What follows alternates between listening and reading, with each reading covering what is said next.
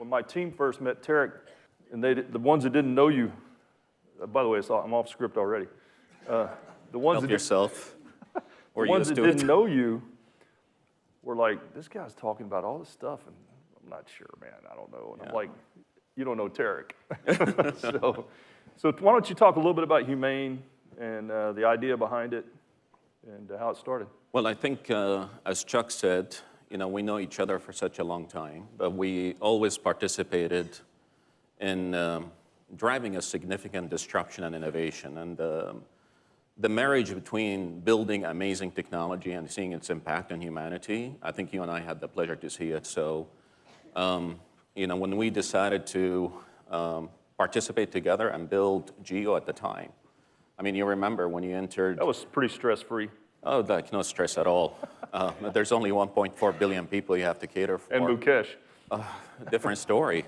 So, but the reality is we've seen and witnessed a country where at the time, a symbol on our devices, you and I did not recognize, a 2G symbol coming in. And at the time, we're talking 10 years ago, we built the all IP infrastructure, build this LTE network, change the primitive in a country that went from 154th in the world in data index to being #1.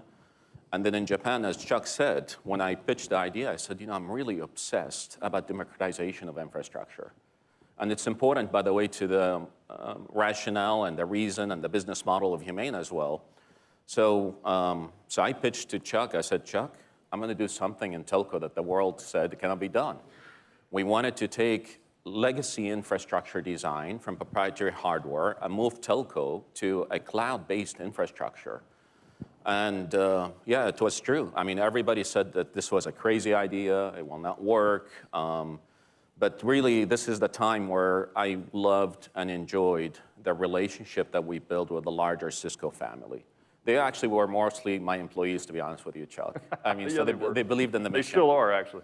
So, in this journey of my life, I feel I'm really lucky and blessed that I worked in 3 continents before. I started in the US, and I tell everybody this is really where I learned innovation. Went to India, I learned scale, went to Japan, I learned precision, moved to Saudi Arabia, and this is where I really met ambition and vision.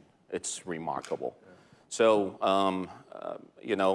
I was invited to participate in an event where I told many people, how much do you know actually about Saudi Arabia? Do you know that there's snow in the country? I do.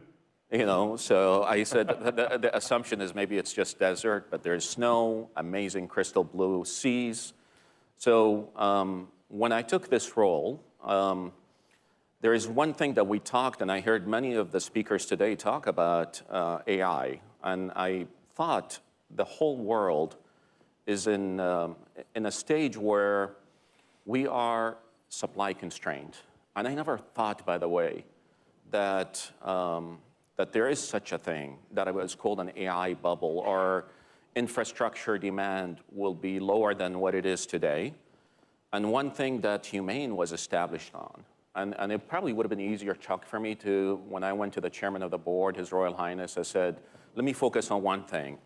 I pitched to my board an idea that we should be an AI company focused on the total AI value chain. So from data center, compute, diversified chips, models, applications, and AI solutions, which is an advisory business that we have. So company launched in August last year, and we've been really sprinting since August till today.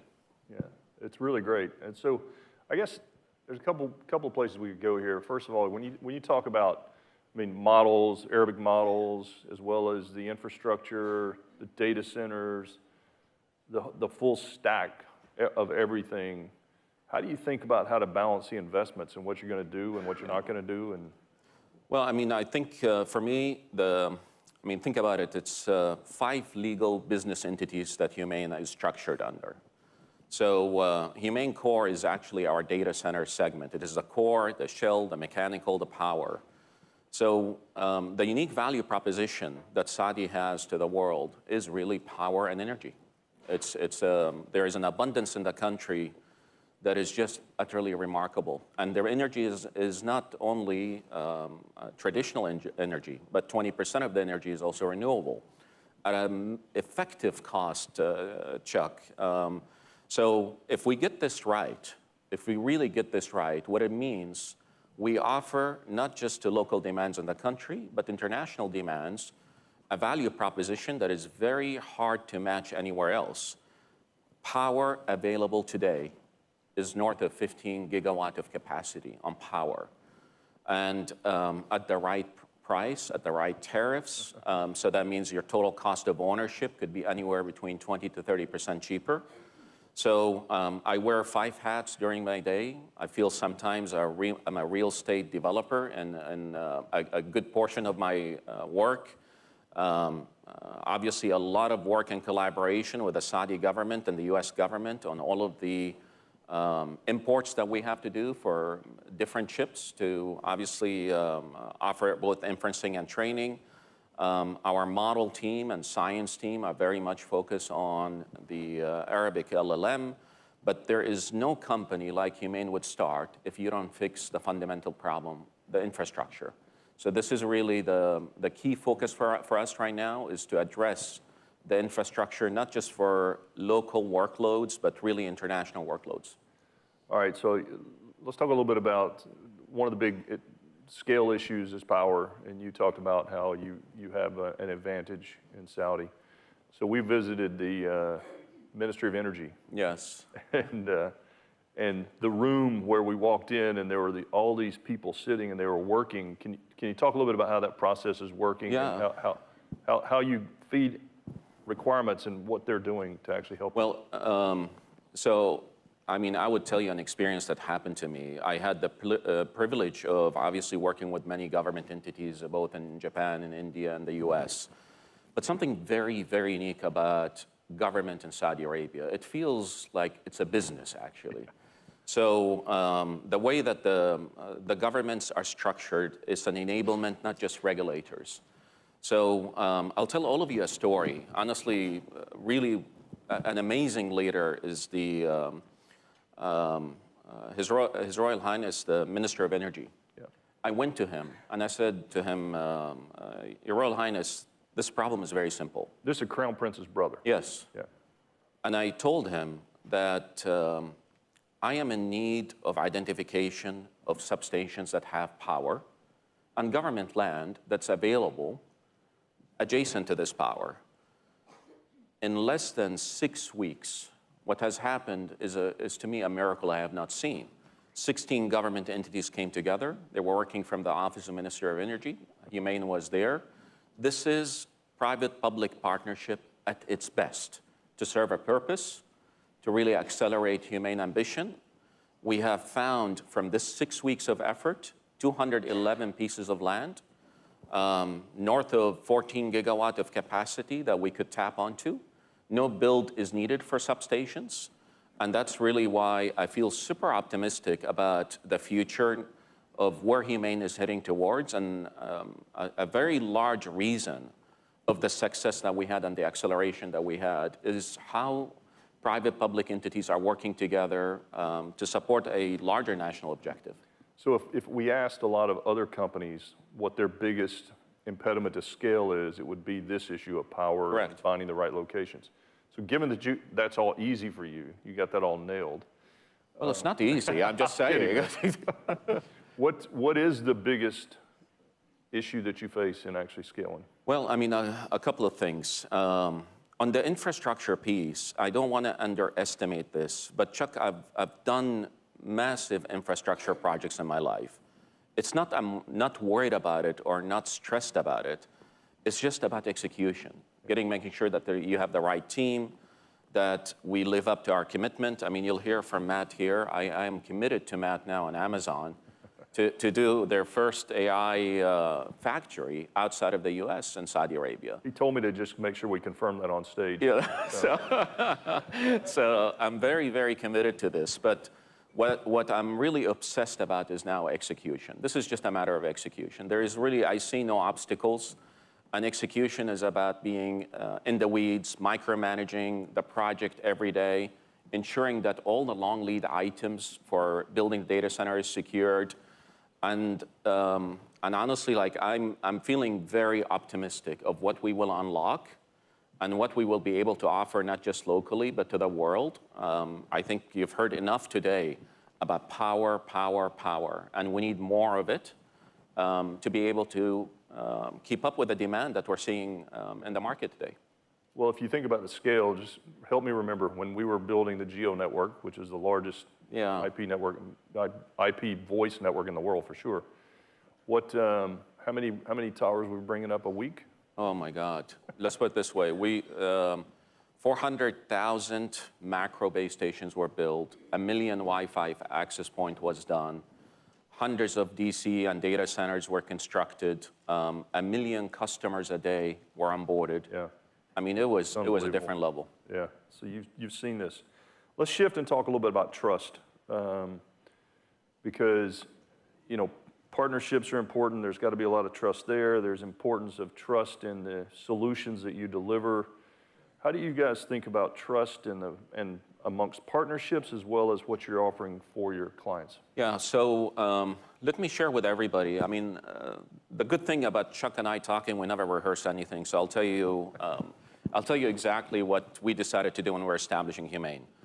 For me, as a CEO, to have credibility, to look at every enterprise that we will work with, there was a decision beyond data center and infrastructure we have to make. See, a decision where an enterprise evolve and transform itself to really prove that AI is delivering productivity, Chuck. So, and it was a really, really difficult task that we started with. HUMAIN today built its own internal software stack with no legacy systems in place. And what I mean by that, we have 2 flagship products that we'll be launching this year. One, I never really shared with anybody, but I thought today would be really a good time to talk about it. We think we have built the world's first agentic operating system built in a customized Linux distro, where we decided to make applications second-class citizens. Declare intent, carry your work, but there is no more apps. The apps disappear.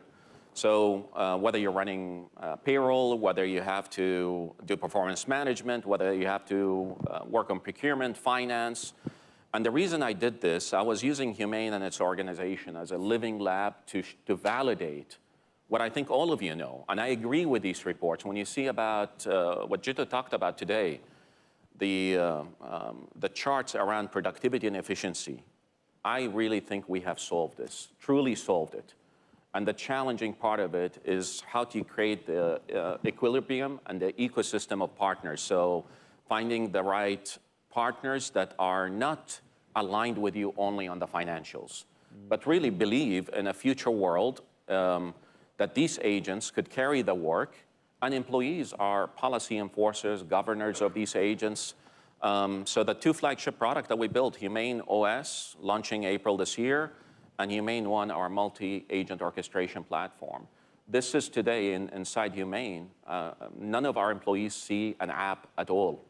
And this is a narrative that I'm excited about because 1985, actually it was in November, Windows was invented, ChatGPT moment happened, but what really has happened in the enterprise? We all come into the same discussion point.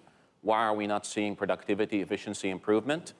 I think I have a simple answer. You cannot just take a model, glue it on top of legacy platforms and expect to achieve the results you do. But this only happened through collaboration, partnerships, and bringing the right ecosystem to build these platforms.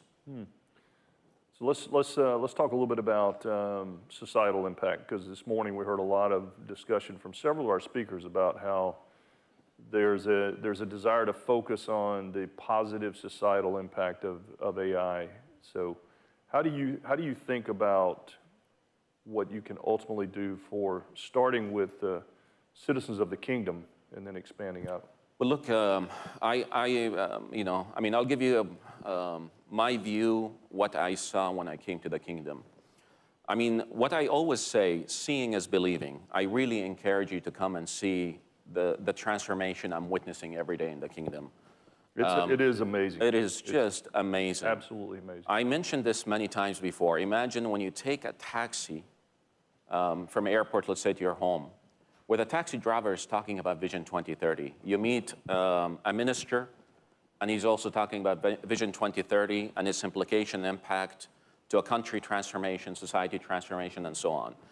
So one of the immediate thing I noticed that is different maybe than the US is how digitized the country is. I mean, how great if you live, I never have to visit something called a DMV, by the way. I could renew Now you're just bragging. I could renew my license online.